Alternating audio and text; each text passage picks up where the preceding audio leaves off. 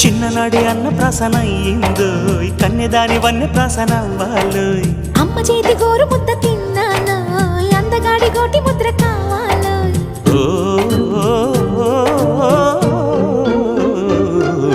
కాస్త నన్ను నువ్వు నిన్ను నేను కోరుకుంటే కోరుకున్న చోట నువ్వు నేను చేరుకుంటే చేరుకున్న చోట ఉన్న దీపం మారుతుంటే ఆరుతున్న వేళ కన్నెకాలు జారుతుంటే